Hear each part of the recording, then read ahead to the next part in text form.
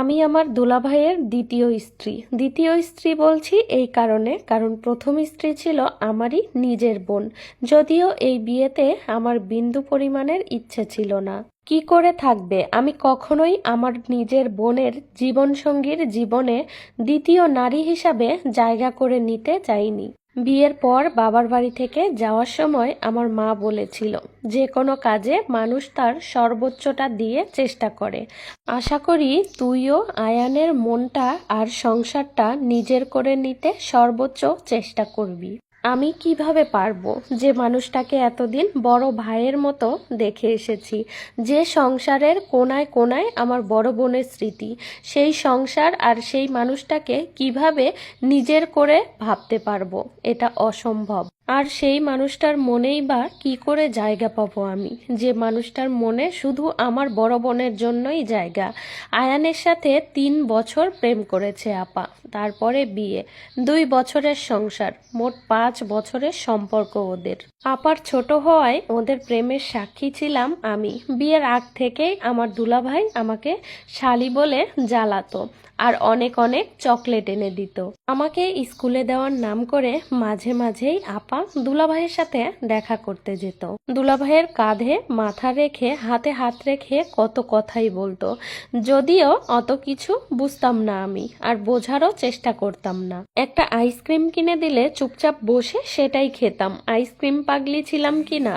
অনেক ঝড়ঝাপটা পার করেই তারা এক হয়েছিল, কিন্তু নিয়তি যে বড়ই নিষ্ঠুর।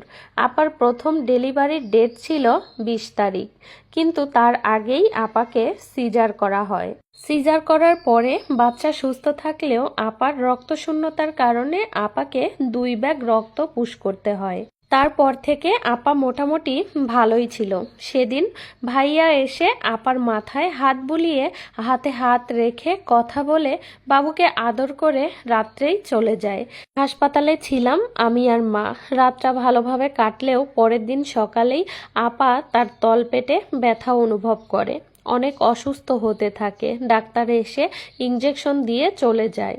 আপার অবস্থার অবনতি হলে আপাকে ঢাকা মেডিকেলের আইসিইউতে নেওয়া হয়, কিন্তু পরের দিন সকালে ভোরের আলো 2 নয়নে দেখার সৌভাগ্য আপার হয়নি। আপার কলিজার টুকরোকে বুকে জড়িয়ে ধরে আদর করা কিংবা 2 চোখ ভরে দেখার সৌভাগ্য আর হয়নি। বাচ্চাকে নিয়ে আপুর কত প্ল্যান ছিল, ডায়েরিতে বাচ্চার নাম পর্যন্ত লিখে রেখেছিল, আতে আয়ান, আতে আজমির। আপুর মৃত্যুর পর আপুর শরীরে অনেক পরিবর্তন দেখা দেয়। আপুর মৃত্যুর কারণটা আর জানা হলো না। সিজারের সময় ডাক্তারদের কোনো ভুল ছিল কিনা সেটাও জানা হলো না। আপুর প্রেগন্যান্সির সময় সব রিপোর্ট ঠিক ছিল, কি থেকে কি হয়ে গেল সত্যি বুঝতে পারলাম না।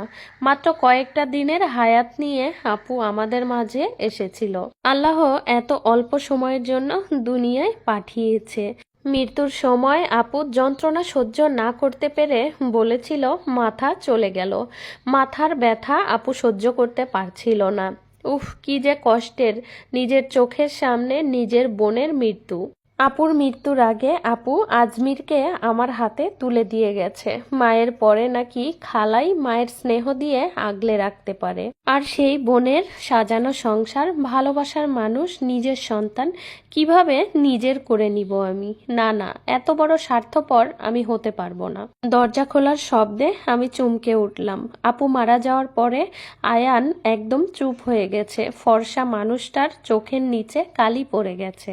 সিল্কি চুলগুলো যেন কাকের বাসার মতো হয়েছে। একটা সাদা পাঞ্জাবিতে ওকে কি সুন্দর লাগছে। চেহারার মায়া যেন দ্বিগুণ বেড়ে গিয়েছে। যে মানুষটার মুখে সবসময় হাসি লেগেই থাকতো, সেই মানুষটার মুখের দিকে এখন তাকানো যায় না। একটা মানুষ তার প্রিয় মানুষটাকে কতটুকু ভালোবাসলে তার মৃত্যুতে জীবনটা এরকম ছন্নছাড়া হয়ে যায়। আয়ানও বিয়েতে রাজি ছিল না, শুধু আজমিরের কথা চিন্তা করে বিয়েটা মেনে নিয়েছে। জানি না নিজের বোনের ভালোবাসার মানুষ আর নিজের বোনের সংসারকে কখনো নিজের সংসার বলে ভাবতে পারবো কিনা।